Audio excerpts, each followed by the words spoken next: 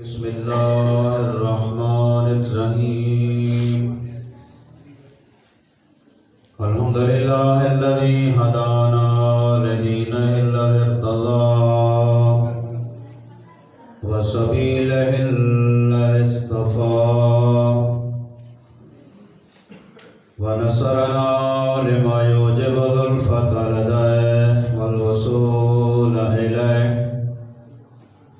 وأمرنا لأداء فرض الجمعات وما وجب علينا فيها من الطاعات وقسمه لأهلها من العطاء في يوم الجزاء إنه هو العزيز الحكيم. اللهم صل على محمد وآله واجعله أيمن يوم وحدناه وأفضل صاحب صحبناه وخير وقت ظللناه فيه وجعلنا من أرضى ممن مر عليه الليل والنهار من جملة خلقك وأشكرهم لما أوليت من نعمك وأقومهم بما شرعت من شرائعك وأوقفهم عما حذرت من نهيك على سائر خلقك في يوم هذا وساعة هذا ومستقر هذا. إني أشهد أنك أنت الله الذي لا إله إلا أنت قائم بالقسط عدلا في الحكم رؤوف بالعباد وأن محمدا عبدك ورسولك وخيرتك خلقك حملته رسالتك فاداها وأمرته لصلاة الجمعة لأمته فنصح لها. اللهم فصل على محمد وآله أكثر ما صليت على أحد من خلقك وأجزه أنه فضل وأكرم ما جزيت أحدا من أنبيائك عن أمته إنك أنت العزيز الحكيم.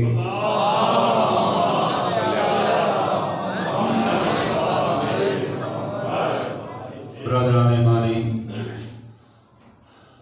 بزرگان محترم،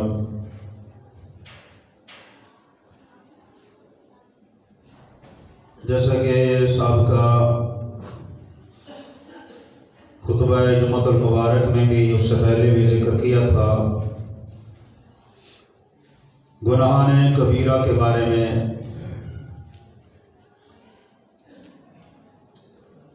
اور ہم نے کہا تھا کہ گناہان کبیرہ وہ گناہ ہیں کہ جن کا پروردگار نے قرآن میں ذکر کیا، ان کی سزا یا ان کے عذاب کا کہ اس گناہ کرنے سے یا عذاب میں مبتلا کرے گا یا جہنم میں سزا دے گا. ان گناہوں میں سے پہلے ہم نے ذکر کیا تھا کہ سب سے بڑا جو گناہ ہے وہ الشرک باللہ، خدا کا شریک ٹھہرانا. ان الشرک لظلم عظیم، شرک جو ہے یہ بہت بڑا گناہ ہے. اور خدا وہ جو جملہ ہے کہ خدا معاف نہیں کرے گا کہ اس کا شریک ٹھہرایا جائے. وَيَغْفِرُ مَا دُونَ ذَلِكَ، اور اس کے علاوہ سارے گناہ بخش دے گا. تو میں نے ذکر کیا تھا کہ مشرک کو بھی خدا معاف کر سکتا ہے اگر وہ شرک سے توبہ کر لے اور توبہ کے بعد وہ اسلام کو قبول کر لے. جیسے کہ اکثر مسلمان جو ہے وہ ایسا کہ پہلے وہ اس طرف تھے، بعد میں تبلیغ اسلام کے بعد انہوں نے توبہ کی اور وہ دار اسلام میں داخل ہوئے. شرک کے بعد جو بڑا گناہ ہے جو ترتیب سے بیان کیا گیا ہے، شرک کے بعد سب سے بڑا جو گناہ ہے وہ ہے الیأس من روح اللہ، اللہ کی رحمت سے مایوس ہو جانا، کیونکہ خود خداوند کریم فرماتا ہے لا تیأسوا من روح اللہ، کہ اللہ کی رحمت سے مایوس نہ ہونا، رحمت پروردگار سے، کیونکہ رحمت خدا سے مایوس وہ ہوتے ہیں جو کافر ہوتے ہیں۔ مسلمان رحمت خدا سے مایوس نہیں ہوتا۔ لا یئس من روح اللہ الا القوم الکافرون، رحمت خدا سے وہ مایوس ہوا کرتے ہیں جو کافر ہوتے۔ فرمایا جتنے بھی گناہگار ہو جاؤ کبھی رحمت خدا سے مایوس نہ ہونا۔ لا تقنطوا من روح اللہ، خدا کی رحمت سے مایوسی اختیار نہ کرنا۔ وہ رحیم و کریم ہے، جتنا بھی بندہ گناہگار ہو اس کی رحمت کا امیدوار ہونا چاہیے۔ مایوسی جو ہے اس کی رحمت سے بہت بڑا گناہ ہے، کہ نہیں میں تو نہیں بخشا جاؤں گا۔ اللہ کی رحمت سے مایوس ہونا یہ گناہ ہے۔ اس کے بعد زیادہ تفصیل میں نہیں جاتا، انشاءاللہ پھر کبھی موقع ملا تو کسی مجلس میں اس موضوع پہ گفتگو کریں گے۔ اس کے بعد جو گناہ ہے، گناہ کبیرہ، وہ اس کا بالکل الٹ ہے۔ خدا کی رحمت کی امید رکھنا اور مایوس نہ ہونا، ٹھیک ہے۔ اس کے بعد ایک گناہ یہ بھی ہے کہ انسان یہ کہے کہ جی میں تو اتنا گناہگار ہوں، میں اتنا خطا کار ہوں، میری بخشش ہو ہی نہیں سکتی۔ جیسے ایک شخص آیا تھا، وہ جو پہلی جو میں نے بات کی ہے خدا کی رحمت سے مایوس ہونا، تو اس نے چھٹے امام کے دور میں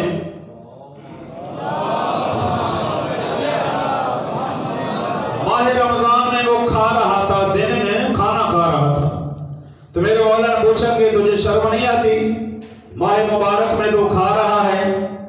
تو اس نے کہا کہ میں ایک ایسا انسان ہوں کہ میں نے اس دور کا جو حاکم تھا، اس حاکم کے کہنے پر 70 سادات کا اس نے قتل کیا تھا۔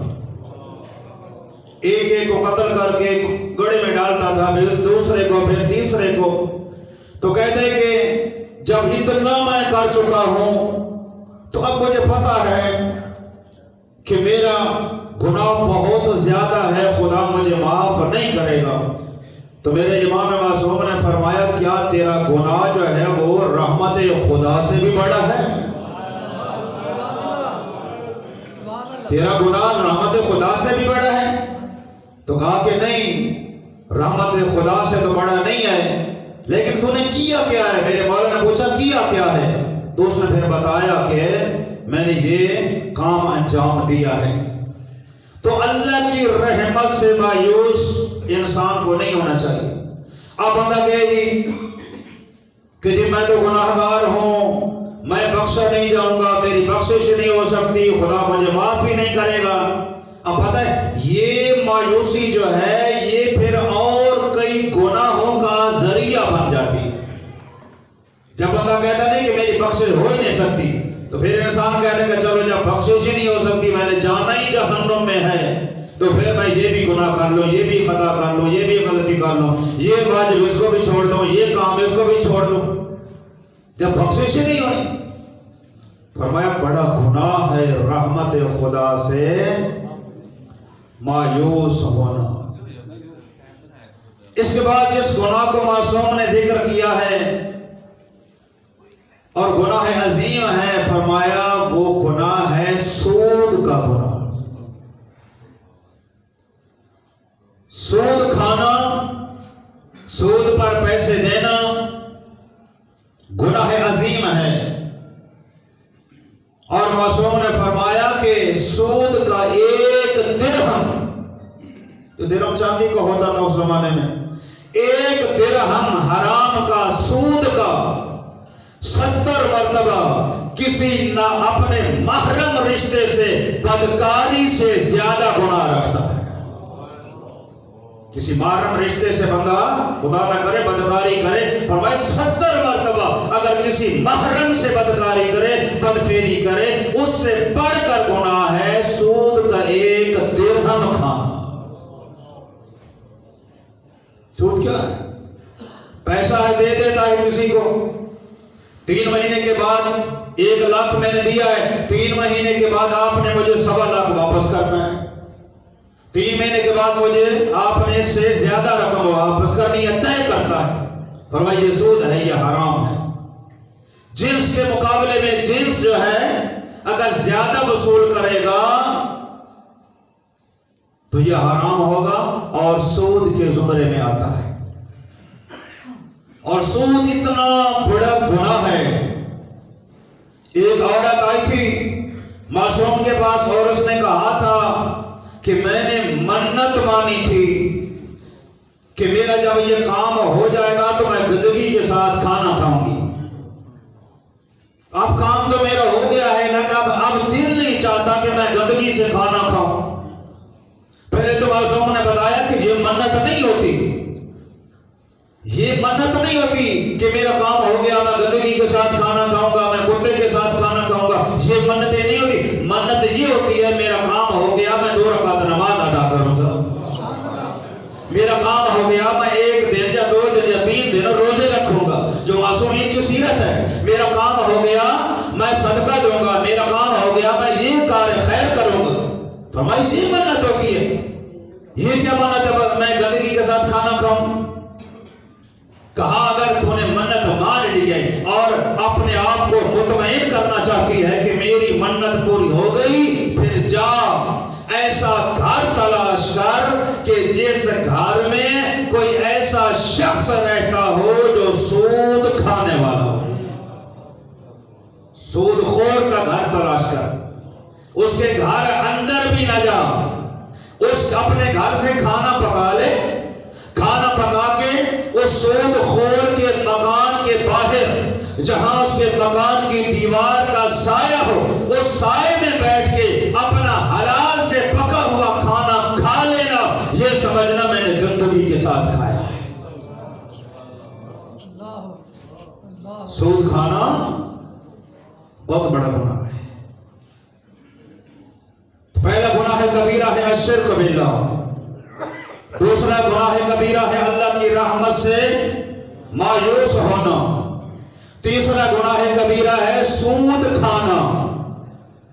اور اس کے بعد بیان کرتے ہیں معصوم گناہان کبیرہ میں سے ہے ایک زنا کرنا. لواط کے بارے میں نے بتایا تھا کہ لواط بھی بہت بڑا گناہ ہے جس کی وجہ سے حضرت لوط علیہ السلام کی قوم کو عذاب دیا گیا، زمین کا ٹکڑا اٹھایا گیا، اسے الٹا گیا، قوم کو تباہ کیا گیا. مرد کا مرد کے ساتھ بدکاری کرنا، اور ایک ہے زنا کرنا عورت کے ساتھ. فرمایا یہ زنا اتنا بڑا گناہ ہے کہ اس کو کہا گیا کہ یہ فحاشی ہے، یہ ایک فوش ہے. اور جو زنا کرتا ہے قیامت کے دن جب وہ محشور ہوگا میدان محشر میں، ایسے لوگوں کے بدن سے بدبو آئے گی اور اہل محشر جو ہیں وہ بھاگیں گے کہ یہ کیا بلا آئی ہے. بدن سے بدبو پیدا ہو جاتی اور زنا کرنے والے کے چہرے سے نور ختم ہو جاتا ہے. زنا کرنے والے کے رزق میں کمی آ جاتی ہے، زنا کرنے والے کے عمر میں کمی آ جاتی ہے. فرمایا بچو اپنے آپ کو، لا تقربوا الزنا، زنا کے قریب نہ جانا. قرآن کے نام سے قرآن کہہ رہا ہے خبردار زنا کے بدکاری کے قریب نہ جانا. یہ ایک بہت بڑا گناہ ہے. اسی طرح گناہان کبیرہ میں سے ایک گناہ ہے عقوق الوالدین، عاق الوالدین، ماں باپ کا گستاخ ہو جانا، ماں باپ کا نافرمان ہو جانا بہت بڑا گناہ ہے. اطاعت والدین، نافرمانی والدین یا عقوق الوالدین، اس پر انشاءاللہ آئندہ خطبات میں تفصیل سے ذکر کریں گے۔ خداوند کریم ہمیں عمل کی توفیق عطا فرمائے، سیرت معصومین پر عمل کی توفیق عطا فرمائے۔ بسم اللہ الرحمن الرحیم والعصر ان الانسان لفی خسر الا الذین آمنوا وعملوا الصالحات وتواصوا بالحق وتواصوا بالصبر۔